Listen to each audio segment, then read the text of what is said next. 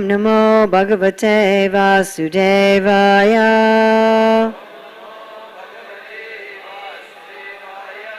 Om Namo Bhagavate Vasudevaya. Om Namo Bhagavate Vasudevaya.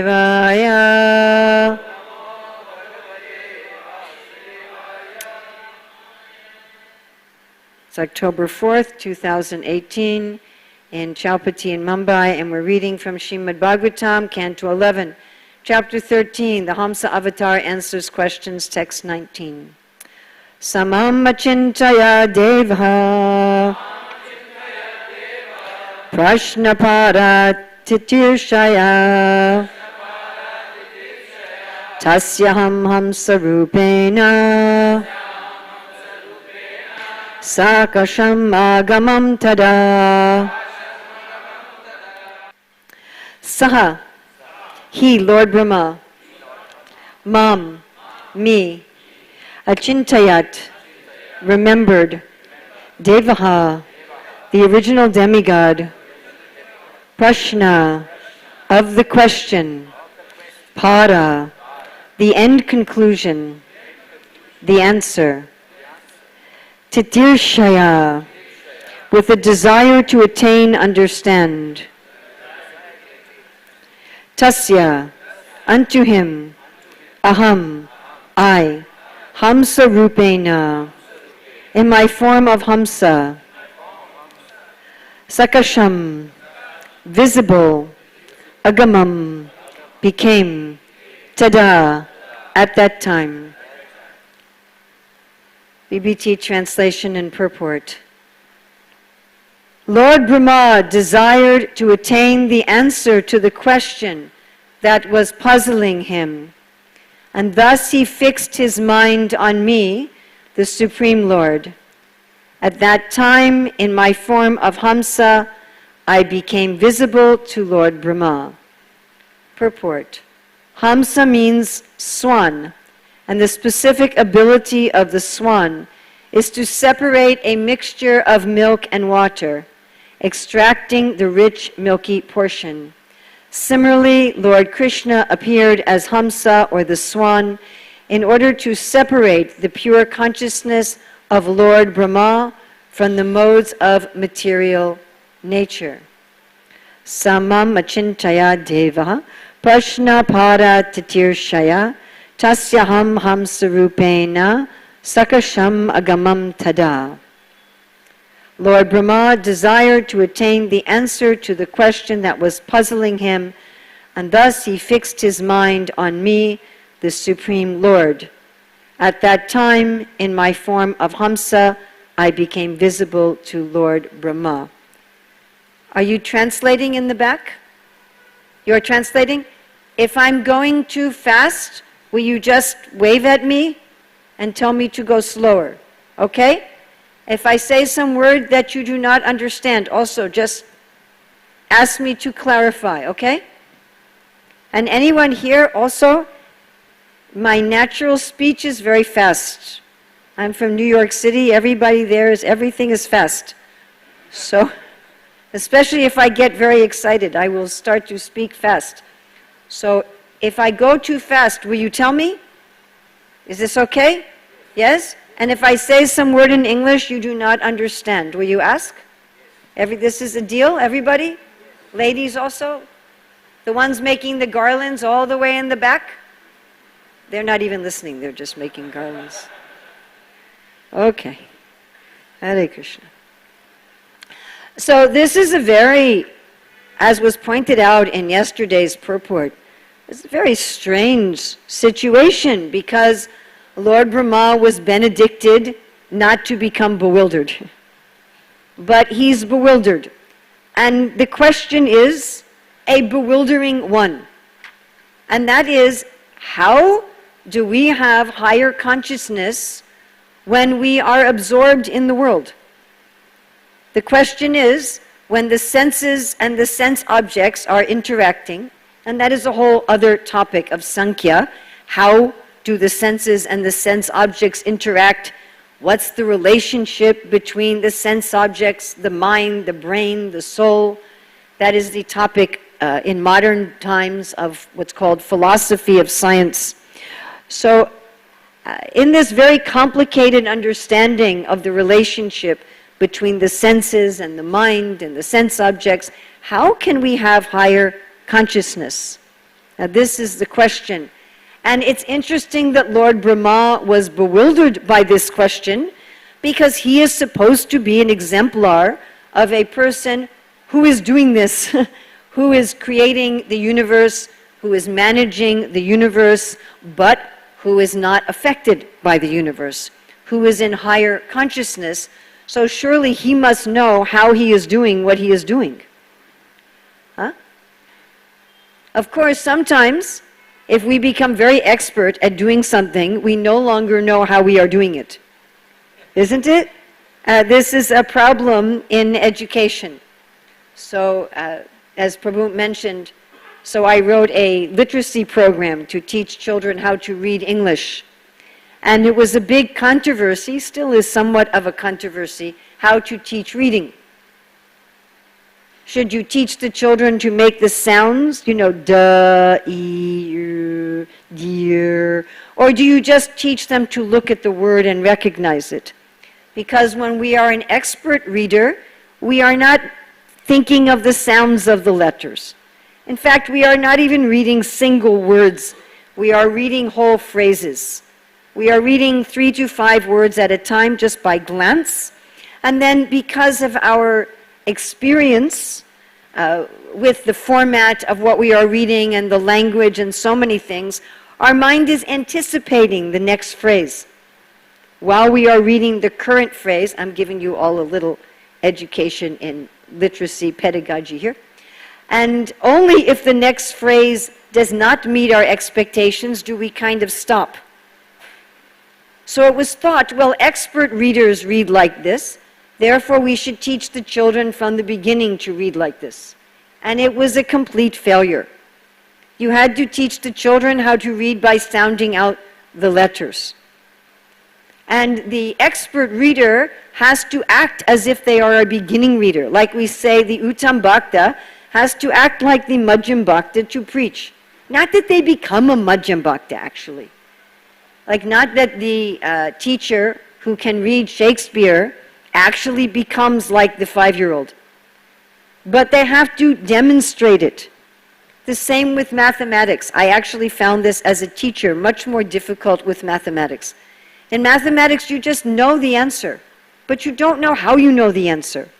Huh? But for the children, you have to explain. This was Einstein's problem. He would just know the answer. And he had to get someone else to do the proofs. Or there was that South Indian mathematical genius. What was his name? Rabanujan? Yeah. He had the same problem. He could just understand. He said by worshiping the Lord, and that is exactly what we're going to look at today, by worshiping the Lord, he would just know what was the answer. But the other mathematicians, they would say, where's your proofs? Where's your step by step by step? So many times, even if we are doing something, to explain to someone else how we are doing what we are doing, that is another art. You know, like my godsister Yamuna, Prabhupada told her, if you do not teach cooking, you will become envious. You know that? Because if you are expert in something and you don't share, that means you want to be more expert than everybody else. You want to keep them in ignorance. Non-envy is you want everyone to be as good or better than you. But to teach, she had to write down the recipes that she just knew intuitively. And then she had to have other people. She had one expert cook and one beginning cook. They would experiment, try the recipes, and tell her, oh, this I don't understand, this I understand. So Lord Brahma, he has been told, you will not fall down. You will be able to manage the world and stay in a higher consciousness. But when he is asked this question, how do you do that? He doesn't know how to answer. Of course, part of that reason is he is doing it by grace, isn't it? He is doing it by mercy. But this being able to interact in the world and still be fixed on the self is what Krishna is asking of us in the Bhagavad Gita. When he says, Yam yam vapi srambhavam tvajachante kalevaram tam tam evaitukantaya saratad bhava bhavita. So naturally we think, like Arjuna was thinking, oh, I should leave my family, I should leave my job, I should leave Mumbai, I should go to a cave in the Himalayas, or I should sit at the bank of Radhakund and just chant, right? And Arjuna was also thinking this. He's saying, I don't understand. You're telling me Buddha yoga, you're telling me karma yoga. He says, Ekavada, just give me one instruction. You're giving me various instructions. Just tell me one thing. He says this at the beginning of chapter 3, again throughout the Gita. He's saying, I can't understand this. And right after Krishna says, Yam yam vapi srambhavam, what is the next verse? 8-7, you know? Anybody know? You're all preaching in the city, you should know this. Right after, he says, whatever you think of me at the time of death, that's what you will get. So the next verse, he says, then leave everything and think of me. Is that correct? Not correct. What does he say? Mam anusmaram yudya cha. Imagine that. While you are fighting, think of me. Sometimes we get, I don't think, are any of us here in the military? Any military people here? Oh. Were you actually in combat? You were in, now you are retired. But you were in combat previously. So, do you think you could have been meditating on Krishna while you were fighting? Oh, that was very nice. Very nice. Here we have an exemplar, Bhagavad Gita. But must be very difficult to fight. Must require a lot of focus, yes?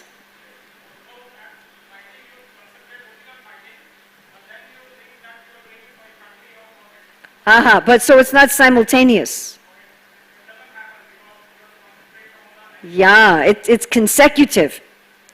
Just like I visited a school in, you all understand? Simultaneous and consecutive, yeah? I visited a school in London, not a Hare Krishna school. What a nice school, oh my goodness. We should have Hare Krishna schools as nice as this school.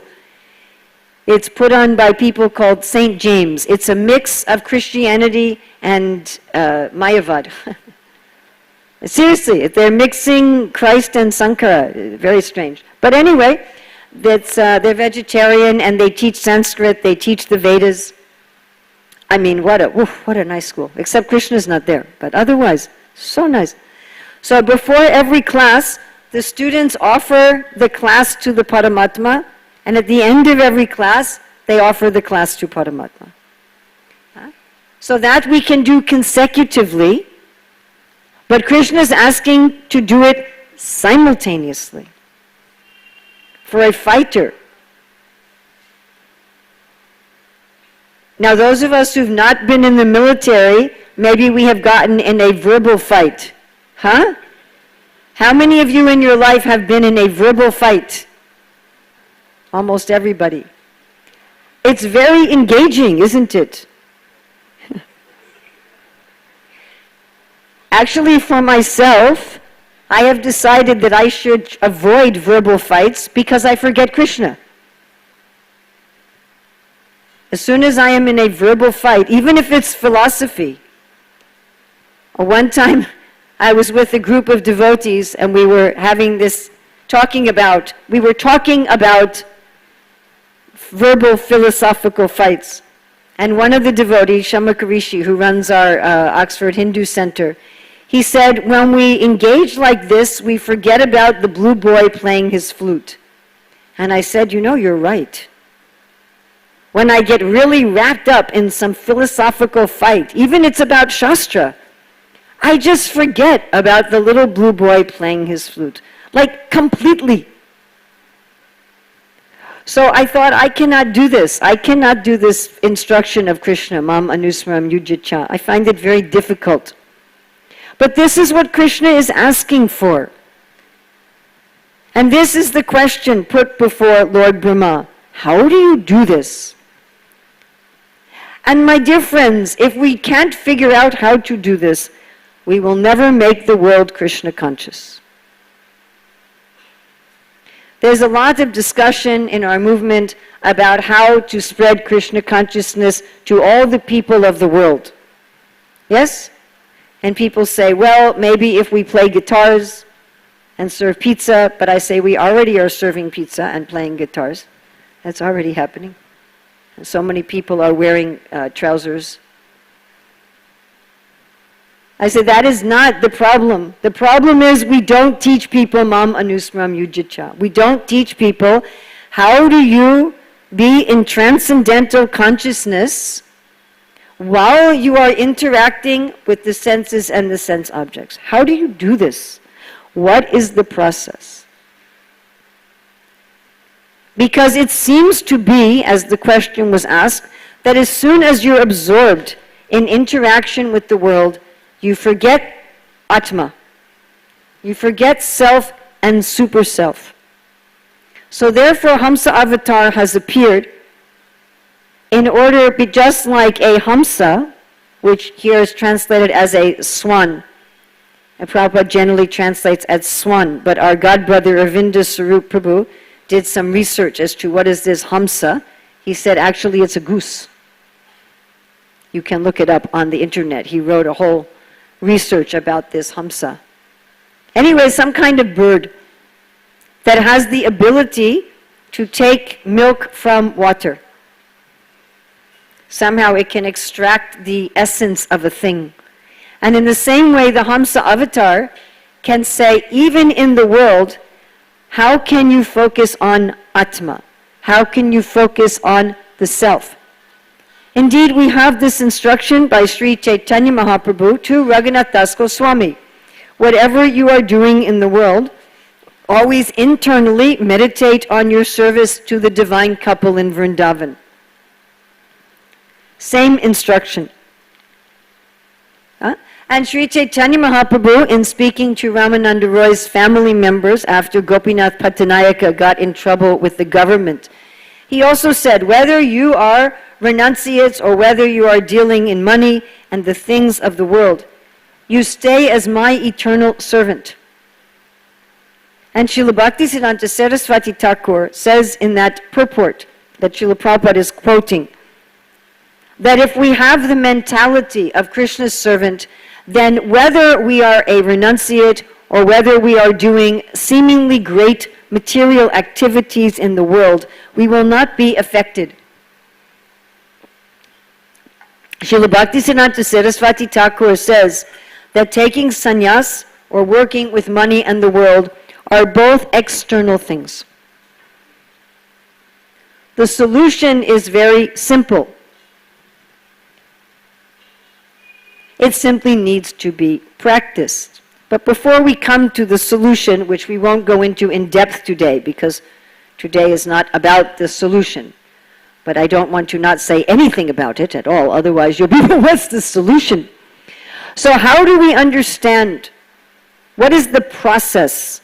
This verse is mostly about the process for understanding. Here, Lord Brahma, in order to understand, what does he do? He fixes his mind, achintayat. The chinta, the consciousness. He takes his consciousness and he fixes it upon the Lord. Because this is not something that one can understand by guesswork. I mean, this is also, as I was mentioning earlier, the main question in what is called in the world the philosophy of science. As part of my doctoral studies, I was required to take a course in philosophy of science. Because before you're allowed to do research, you have to study the philosophy behind research. And I was very fortunate that my teacher was a little liberal, and so I could often sit in the back unnoticed just studying the prayers of Narottama Das Thakur and Bhakti Vinod. But in that class, I could actually understand, this is what Prabhupada means by mental speculation. I had always wondered, what does Prabhupada mean? And what were they speculating about? Who am I? What is the world? Is the world real? Is the world not real? How do I interact with the sense objects? Who is the I that is interacting? How are the sense objects touching the senses? Because you know, the sense objects don't touch the senses directly. You know that, right? Just like in a dream, you can dream that you are eating. I have dreamed that I was eating, yes? And when you dream you are eating, you are tasting the food like you are eating. But there's no food going in the mouth. So where is the sense perception happening? So they're all speculating on these things. And they are speculating, do we have free will or not? Are we an autonomous being? And they just don't know. They have no idea. Simply thinking in circles and going nowhere. So trying to understand how I can function in this world without being attached or affected in this world, and how am I functioning simply by mental speculation. Even if you are a very big scientist, you may be a Nobel Prize winner in physics or whatever, biology, you'll not understand. You know what the conclusion of that doctoral course was? We don't know. That was the conclusion. And they gave 6 reasons why we don't know anything. And then they said, okay, so your research will not show anything, it will not prove anything, we will not know anything, now go and research. Seriously. And I was thinking, you know, at the undergrad level, they say, science knows everything. To the children also, that science knows everything. Undergrad, science knows everything. Masters, science knows everything. PhD level, we don't know anything. But don't tell anybody. And they write it in very high language, you know, very difficult language. So only other people at that level can understand, you know. It takes you like 4 hours to read 10 pages to understand what are they talking about. And their conclusion is, we have no idea. So even Lord Brahma with his 4 heads, he cannot figure this out. One has to figure it out by fixing one's consciousness on the Supreme. Now, what is interesting about fixing one's consciousness on the Supreme is the process itself gives you the answer. Because the question is, how do I become absorbed in the Supreme in the world? In order to get the answer, you have to become absorbed in the Supreme in the world. So this is interesting. Like we say, the process and the goal are the same. So that this is the process to find the answer is given not only in our Gaudiya Vaishnava tradition, but actually in every genuine religious and spiritual tradition in the world. So I was doing some research. I don't know if you're aware, but meditation has become very popular in the modern world, yes? Very, very popular. And just like Kirtan became popular, but not by the Hare Krishna devotees, you know? We were very late to jump on the Kirtan wagon in the world, which is very sad. And we are now very, very late for the meditation trend in the world. I'd say we are hardly even involved in it. Meditation is being taught now in the big businesses and the schools everywhere, but it is being taught by Buddhists. You all know this. Yes? Becoming very popular. It's becoming so popular now that people think about meditation like they think about exercise, that everybody should do it. And they're teaching even children. So I was considering writing something on Krishna conscious meditation, and so I was doing some research, and in this research I was reading some of the top best-selling books by the Buddhists on meditation. And I was very surprised to find, first of all, that 3/4 of what they say is in the Bhagavad Gita. That was the first thing that surprised me. I'm like, this is all in the Bhagavad Gita, except they come to an impersonal conclusion, but we could easily be teaching this. It's just Bhagavad Gita. And the other thing that surprised me is they gave exactly the same analogy that Srila Prabhupada gives of what to do when you're bewildered. So Srila Prabhupada says when you're bewildered, it's like a pond that has become very muddy. And you're not going to find the answer by stirring the pond. You find the answer by leaving the pond and you let the mud settle, and then the water is clear. So whenever we have some difficulty in our lives, we should stop and fix our mind on the Supreme. Instead of using our mind to try to jump everywhere and find the answer. Because even Lord Brahma cannot do this. And the biggest brains on our planet cannot do this. When we fix our mind on the Supreme, then the awareness of the Lord enters our mind. And the Lord is like the sunshine. In the sun there is no darkness. And we just understand. We simply understand. Here it's saying the appearance of the Lord gives one understanding. Immediately answers our questions. I'm sure we've all had experience of this in our Krishna consciousness, isn't it? Probably most of us here have had this experience dozens or hundreds of times or thousands of times. We're confused, we're bewildered, we don't know the answer, we don't know how to move forward. We sit and we chant, we pray to the deity, we read the Shastra, we discuss the Shastra, we absorb ourselves in the Lord in some way or other, and then we just know, isn't it? We just know. It becomes completely clear. I like to tell this story. So actually, with the last time I was here in Chowpatty, 6-7 years ago, I was traveling with my oldest grandson. And also on that trip, we went to Tirupati. So we went up to Tirumala early in the morning, and it was very foggy. The window of the car was very foggy, and it was very difficult to see. But we were going to different places, and finally I realized there was no more fog outside, but the window was still foggy inside. So I said to the driver, please turn on the fan inside, on the window. So he would not turn it on. I think he was thinking it would use petrol to turn it on. And I said, no, not the AC, just the fan. But he refused. And I'm a little bit of an aggressive New Yorker, and I just said, you pull to the side and you do not go anywhere until you turn on the fan. I'm sure he was thinking, I will never take an American lady in my car again.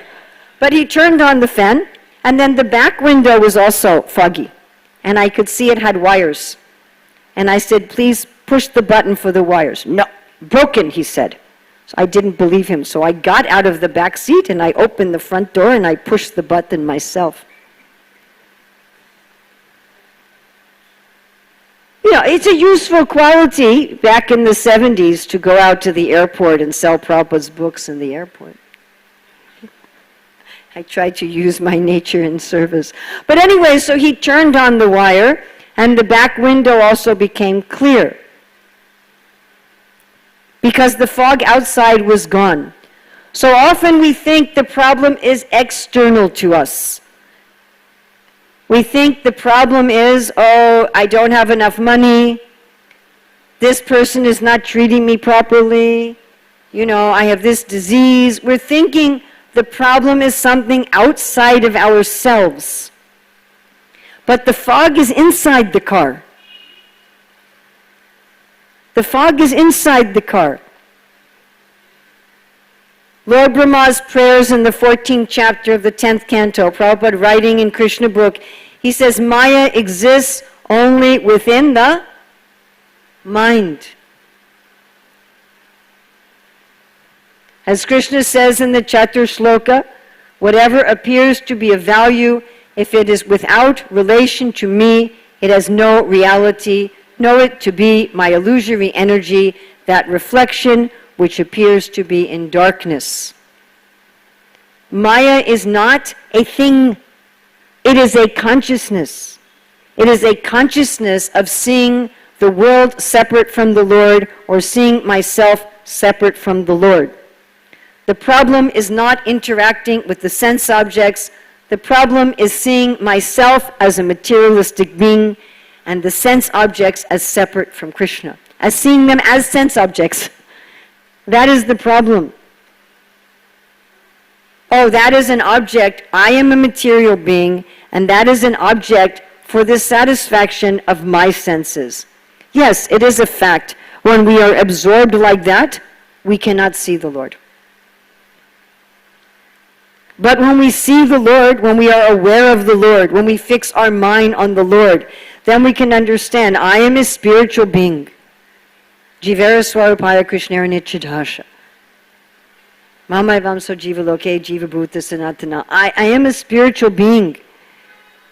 And Krishna is everywhere. Maya Titamidam Sarvam Jagadavyakti Murtina Matstani Sarvabhutani Nachaham Te Suvastitaham. But we understand this, my dear friends, not through philosophy. That is a different yoga. That is Gyan Yoga. The way that we see that I am a spiritual being and that everything, Sarva Kalamidam Brahma, that everything is spiritual, his Premanjana Charita Bhakti Vilochanena Santa Sadaiva Hridayeshu Vilokayanti Yam Shama Santramacintra Gunasarupam.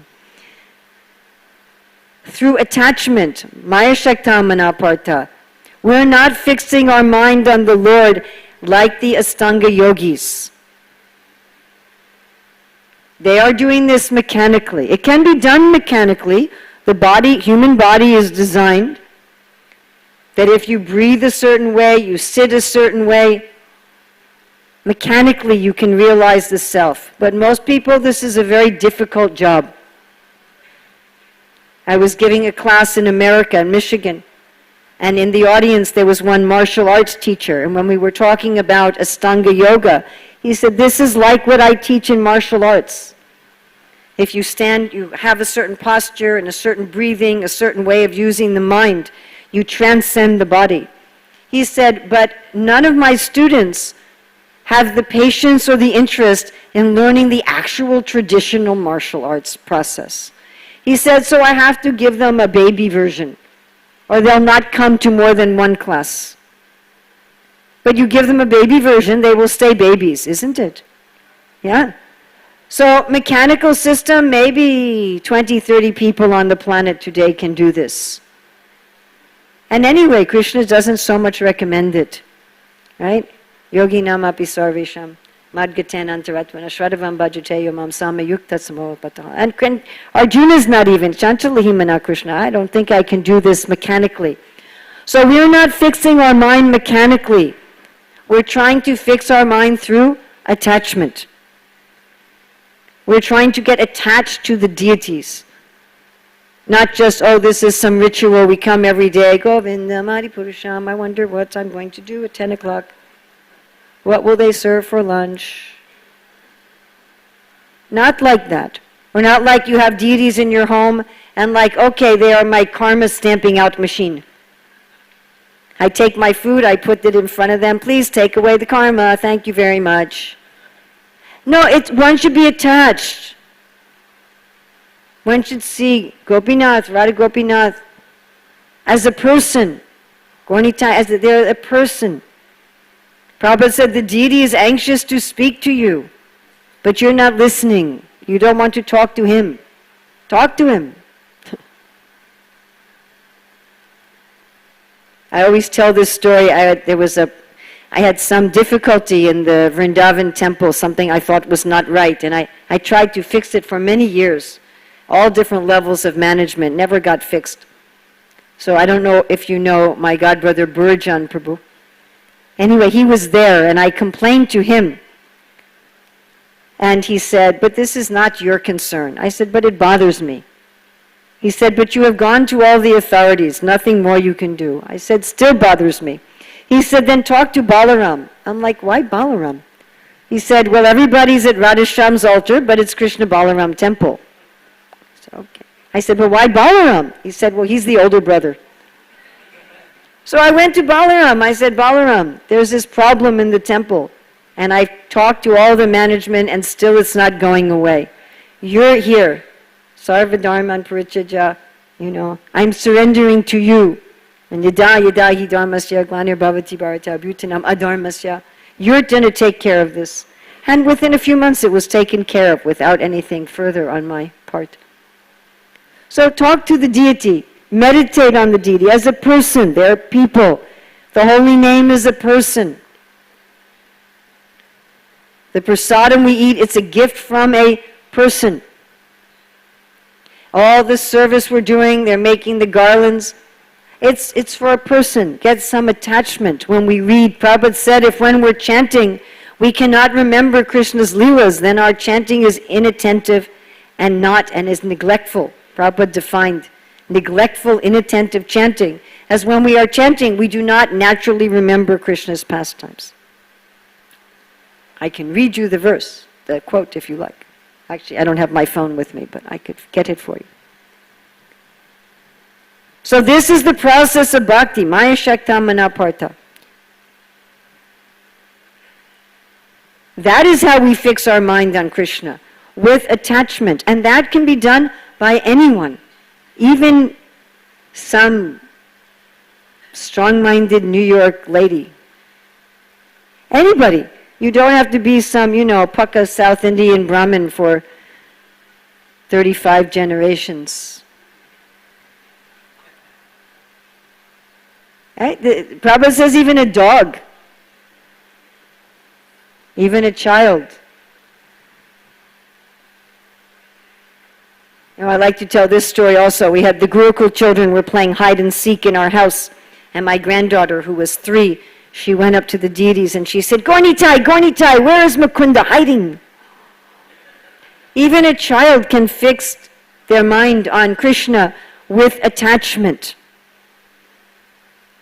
Anyone. Prabhupada gave a talk on this verse, Maya Shakta Manapartha, in Sanand, India. And he said, we all know what is attachment, yes? Everybody knows. We are attached to our parents, to our spouse, to our children, to our computer, to our phone, to something, we are attached. Become attached to Krishna. If I can become attached to another jiva, everybody here has been attached to another jiva, I think, yes? At least your mother, your father, yeah? An attachment to a jiva can be so strong. Romantic attachment is very strong. People do really crazy things. Or attachment to a child also, very strong. And they're just a little part of Krishna. So Prabhupada said we already know how to be attached. We don't have to be, it's not something, how do I become attached to Krishna? And then we fix our mind on him and then we understand. It's just really that simple. As Prabhupada said, simple for the simple. Of course, how to fix our mind on Krishna, we have to go to Shastra. You can't just make up your own process. Has to be Sadhu Shastra Guru, always. But it was interesting, I was just reading a conversation where Prabhupada said, if someone asks you, how do you know what you're doing is right? What will you say? Oh, I have heard from my Guru. Prabhupada says, no, that is blind faith in Guru. How do you know? If someone says, well, have you seen Krishna? Oh, we have read in the Shastra. Prabhupada said, that is blind faith. What is your experience? So it has to be based on Guru Sadhu Shastra, not that you make up some experience. So many people making up, oh, I have had this experience. But we need to have pratyaksha avagamam dharmam. We need to have an experience of Krishna. That should be our goal. That is the purpose of our chanting, the purpose of our japa, our gayatri, our puja, our study of Bhagavatam. Bhagavatam is Krishna himself, is to realize that. And then automatically, as an extra perk, one understands. One should not even be worshipping Krishna to understand. One should be worshipping Krishna ultimately just to love Krishna. And naturally, Jnana and Vairag occur as a side effect. So this is the beauty of bhakti. What the great scientists cannot understand, right? Pantastu koti satavatsara sampragamyo vayoratapi manaso munipungavanam sopastiyat papadasimniyava chintatve. They cannot reach. Rupa Goswami says, although Brahma in deep samadhi, he still cannot see your toe tips. He said, but I've heard of your mercy, so I am desiring this anyway. What the great scientists cannot understand with 4 heads, with 4 PhDs, with, 500 IQ, we can understand just by attentive chanting of Hare Krishna, Krishna Krishna, Hare Hare, Hare Rama, Rama Rama, Hare Hare. Questions, comments, additions, subtractions, corrections? Yes, Prabhu. Is there a mic? A wandering mic?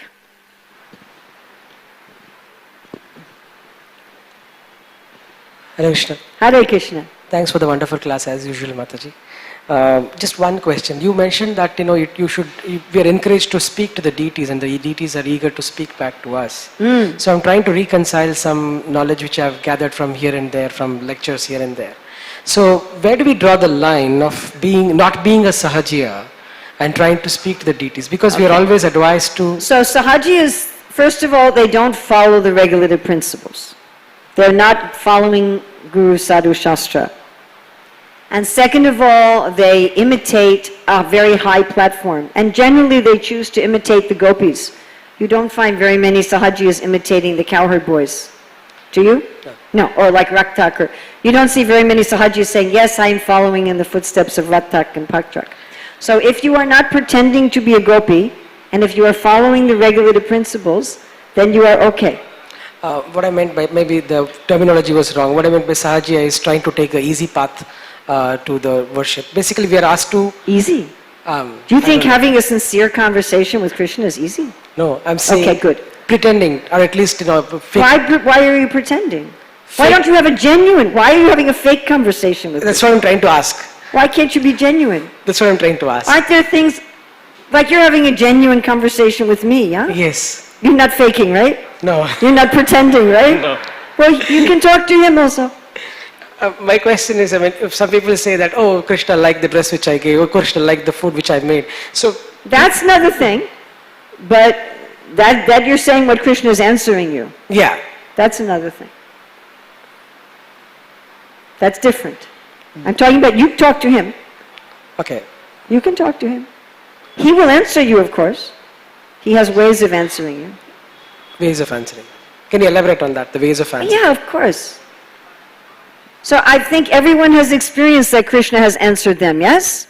Who has experienced that they've gotten an answer from Krishna? Oh, come on, don't be shy. Who has experienced that Krishna has given you an answer to a question? So these are so many people you can ask. How does Krishna give you an answer? I can speak from my own experience and from the Shastra, but you can ask so many people. Sometimes he gives me an answer in a purport or a verse. I'm asking a question, then I read something, and it's like, oh! Or sometimes a lecture. I'm sitting in a class. I had one question many, many years ago. How many years ago? I think it was 2003 or 4. So I had some question, and I did research. I could not find the answer. And I was sitting in a class. It was Bhakti Chiruswami was giving the class. He did not know I had this question at all. And he said something immediately. I had the answer to my question. Yes, does this happen to everybody? Some of you say Krishna never answered your question, so I can have some concern. Immediately the answer was there. Sometimes it takes 15 years. I mean, I had one question, was 15 years before I got an answer. Or sometimes I'm listening to a recording of Prabhupada. I remember 2006, I also had a question. One devotee said something and I thought, this is not right, this is not correct. And I was very confused. Is his understanding correct or my understanding correct? And it was a very deep thing that was really disturbing me. And then Prabhupada was giving a lecture. Immediately I got the answer. Sometimes you get the answer just in the heart manifests. That's also happens. Sometimes you just know the answer and you know it's Krishna. Sometimes an ordinary person on the street. Seriously. I mean, sometimes just somebody, you know, the shopkeeper says something and, oh, Krishna has given me the answer through this person. That also happens. So Krishna has so many ways. He's unlimited. I don't think you're going to hear a voice from the sky. Maybe. That would be very interesting. Of course, if I heard a voice from the sky, it would be saying, "You fool!" But anyway, so probably you will not hear a voice from the sky. And, you know, someday we will see Krishna eye to eye. I don't know if that will happen today. But he has so many ways. And he makes it very clear. When Krishna is giving you an answer, he makes it very clear. You know, without any doubt, that Krishna is answering you. Yes. But you can talk sincerely to Krishna, of course. And if you're worried that what you say to Krishna will be improper, you can speak to him the authorized prayers. You can read to him the prayer. But do talk to him. I mean, when we are chanting Hare Krishna to the deity, we are talking to the deity. We're not just having fun making music. You understand? Actually, it's in the vocative. We're actually speaking. Hare Krishna. We're speaking to Krishna. So you are already talking to Krishna, actually. And don't be afraid. Oh no, I don't want to be a sahajiya. Well, who are you talking to when you were chanting Hare Krishna then? You understand? So, I mean, if you're smoking and drinking and pretending to be a gopi, that's a problem. But you're not doing that, right? Okay. That's no problem. Thank you, Mataji, for the wonderful class. We're ending now, yeah? Or you're asking a question, or we're ending now? Do we have time for another question? Okay. Another question back there from the warrior. But he'll first, and then we'll get the warrior. Yes? So Mataji, during your start of the class, you mentioned, you gave an example of you attending one of the school where it was not a Hare Krishna school and a Christianity mixed with Mayavadi, and a wonderful school with Vedas and chanting. It is a very wonderful Sanskrit. school. Yeah. So if we have some authority in any of the schools or in some community where we can give the right direction to our children, so what are the few things which you can suggest that we can inculcate with our children, with the community children, or with the school children? This is too much at 9:19. If you want, you can come to Pune today. So I'll be teaching at the GBC College on this topic, and I'll be giving, I don't know if they broadcast, do they broadcast from Pune? No? They record, and I'll record. So my class on 6th morning class in Pune will be on this topic. It will be the 12 Principles of Education from Prabhupada's lectures here in Mumbai. Where Prabhupada spoke about the brahmachari ashram for the adults and the gurukul for the children combinedly. He was going back and forth. What are the principles of the brahmachari ashram and the principles of gurukula? So I'll be giving a talk on that. But I gave a talk on that in Mayapur Dham many years ago, and that is still available online, the principles of education, so you can see that. Also on YouTube, I have a talk on the 4 keys of education that was recorded in Melbourne, and one on parenting from the Bhagavad Gita. So I have that available online. If I talk about it now, we will go at least another half an hour. Sorry.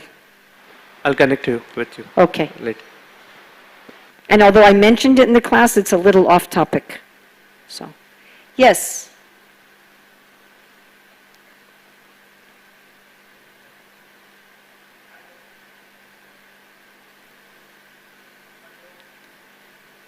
Just speak. This needs to be the last question. Yes. So thank you for this wonderful talk. Primarily, I just had 2 points or 2 things to clarify. Firstly, the answer you get from Krishna. So it should be in conformity with the Shastra, because Absolutely.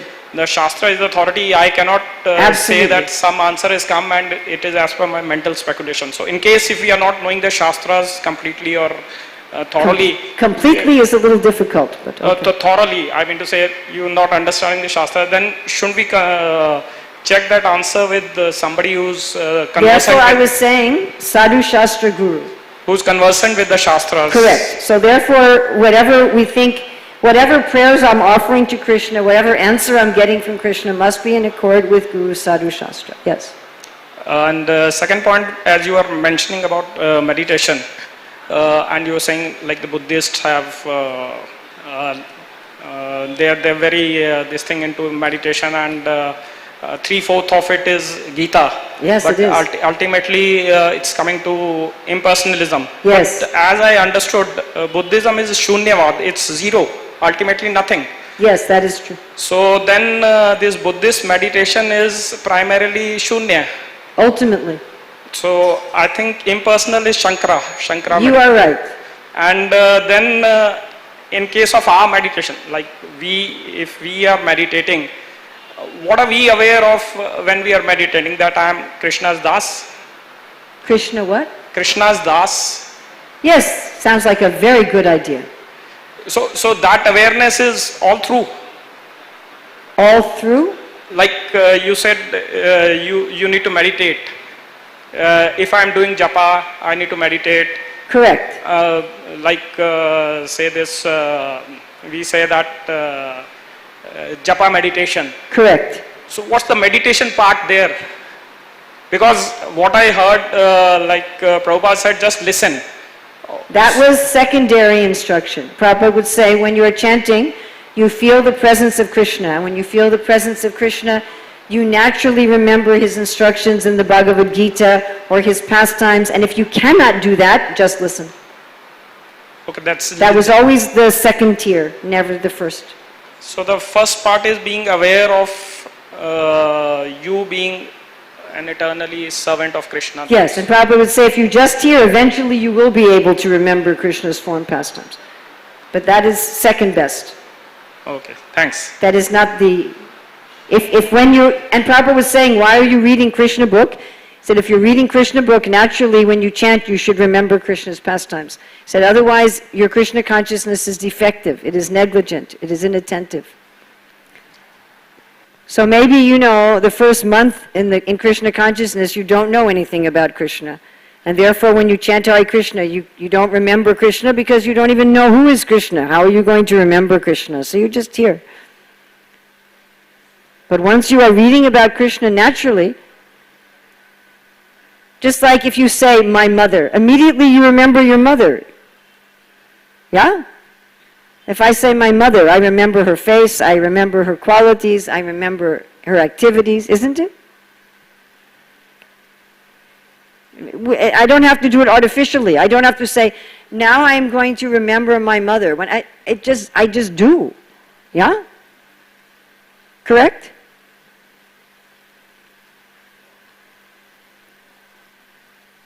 So that is the idea, that as soon as we say Hare Krishna, immediately we remember. Prabhupada is saying, like you're seeing the deity. He said, can't you remember the deity while you are chanting?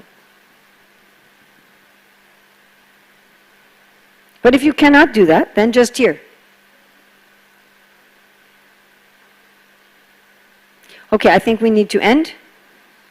So thank you very much. Srila Prabhupada Ki Jai.